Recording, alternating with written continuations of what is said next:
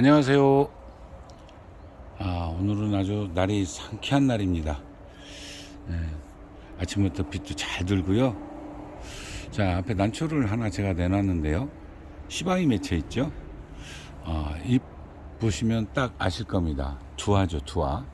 요즘은 두화 가격이 저렴하니까요. 어, 이렇게 시방을 제가 맺혀가지고 인공으로 이제 수분을 해준 거죠. 예. 그렇게 해서 이제 이 꼬투리가 완전히 익으면 산에다 털어주려고 했는데 아주 잘 맺혔습니다. 잘 맺혀서 또 다른 것 다행히 심하게 노대가 안 나네요. 보통 이런 정도 하나 맺히면은 시나 한두 개 잡아먹는다고 생각을 하거든요. 자, 그런데 무난히 잘 자라고 있습니다. 자, 오늘 이제 말씀드릴 내용은 전 시간에 이어서 우리 이제 춘난에 해를 주는 충해에 대해서 말씀을 드렸었죠. 벌레. 이번 시간에는 민달팽이입니다. 민달팽이는 우리 연체동물이라고 그러죠. 동물이라고 표현해요. 그래서 이제 달팽이과 괄태충이라고도 하고 뭐 복중류라고 이렇게 얘기를 합니다. 주로 이제 이게 민달팽이는 또 자웅동체예요.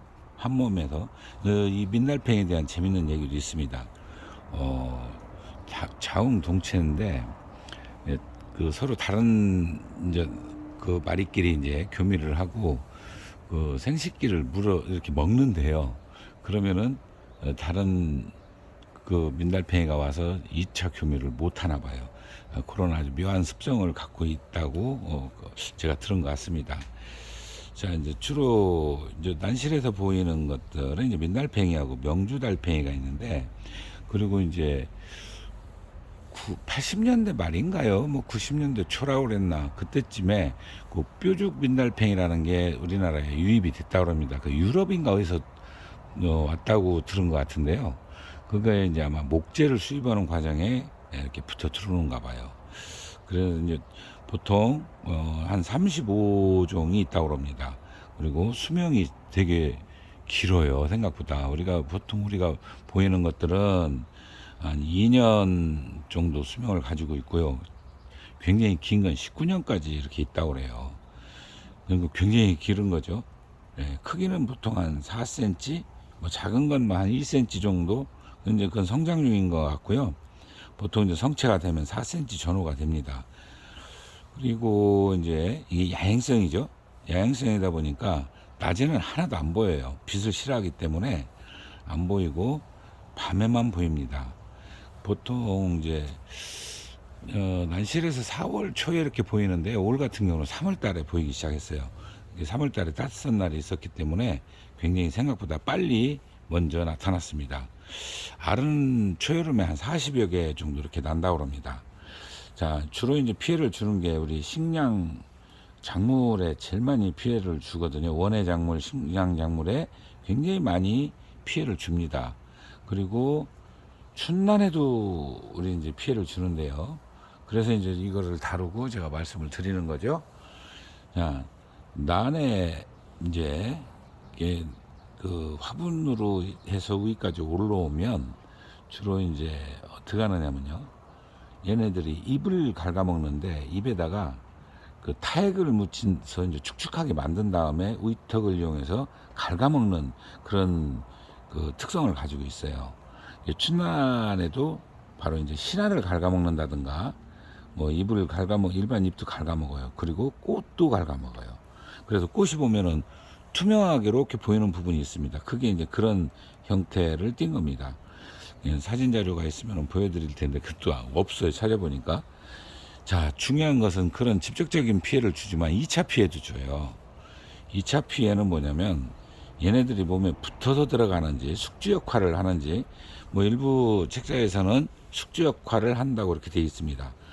중간 숙주 역할이겠죠. 잿빛곰팡이나 근두암 종병 이런 걸 식물에 발생하는 병을 옮긴다고 합니다. 그래서 이제 우리가 작물도 그렇지만요. 이게 난초도 이렇게 시설이잖아요. 하우스. 유독이 많이 발생을 하죠. 그래서 이제 그거를 우리가 이제 어느 정도 제어를 해줘야 돼요. 뭐 완벽하게 전부 다 굳이 할 수는 없는 것 같습니다. 매년 제가 해봐도 매년 나타나거든요. 여러 가지 방법을 다 해보는데 다 해도 또 나타납니다. 그래서 이제 밀도를 낮추는 정도로 생각하시면 될 것 같아요. 자, 보통 이제 습도가 아주 높았을 때 더 많이 보이죠. 예, 유독이 더 많이 보입니다. 그리고 난 분에 이끼가 껴 있으면 더 좋아해요.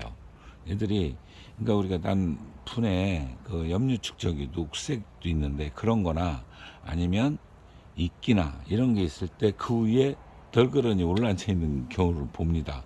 예, 그럴 때 그거는 심각한 거기 때문에 바로바로 이제 그 제어를 해 주셔야 돼요. 자, 이제 유인 트랩이 있죠. 우리가 퇴치 방법 중에는 유인 트랩이 있습니다. 뭐 민들팽이가 좋아하는 뭐 맥주를 유독이 좋아한다고 그래요. 그리고 오이 같은 거를 썰어서 올려놔도 붙습니다. 그러면 한번 번거롭더라도 그 이제 흔적을 아실 수 있어요. 얘네들이 움직일 때마다 그 끈끈한 그 점액질이 꼭 마치 비닐처럼 이렇게 돼 있어요. 그러니까 자세히 관찰을 해보시면 그런 흔적이 있다. 그러면 거기다 올려놓은 거예요. 전체를 못 올려놓잖아요. 그러니까 이제 그런 데만 올려놓으면은 영락없이 와서 위에 붙습니다. 밤에. 예, 그러면은 그걸 갖다가 버리시거나 아니면은 이제 예, 문질러서 죽이거나 이렇게 하는 방법이 있고, 그 다음에 맥주를 또 유독 좋아해요. 이건 이제 우리가 얘기하는 게 이제 트랩입니다. 그런 이제 그런 방법이 있고요. 전용 약재도 있어요. 요즘은 이름도 너무 많아가지고 이거 도대체 그 성분만은 알아요.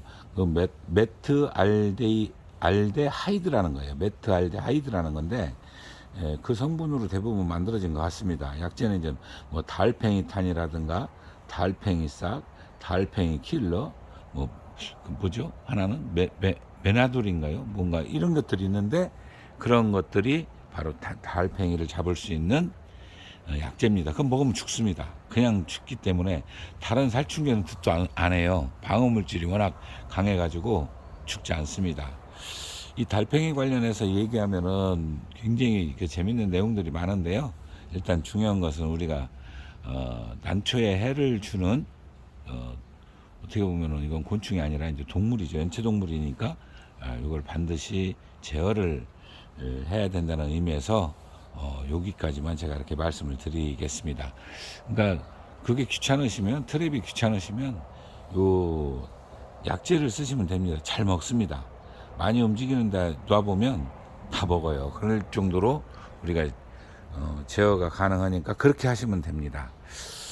자, 또 다음에 또 우리가 새로운 내용을 보이면 여러분께 소개를 해드리고, 그 방법을 제가 알고 있는 것은 예를 들어 이제 뭐 객관적이다 이게 아니라 제 주관적인 견해가 많으니까요. 그렇게 참고하시면 될 것 같습니다. 자, 감사합니다.